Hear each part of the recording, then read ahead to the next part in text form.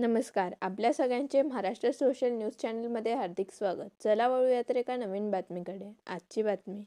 धुळे जिल्ह्यातील शिरपूर तालुक्यासह सातपुडा पर्वतरांगांमध्ये मध्यरात्रीपासून मुसळधार पाऊस सुरू आहे. या पावसामुळे अरुणावती नदीला पूर आला असून नदीने रौद्र रूप धारण केले आहे.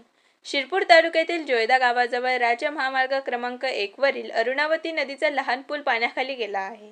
हा पूल मोठा करण्यात यावा अशी मागणी जोयदा ग्रामस्थांकडून वारंवार करण्यात येत आहे. मात्र या मागणीकडे अद्यापही दुर्लक्ष होत असल्याचा आरोप ग्रामस्थांनी केला आहे.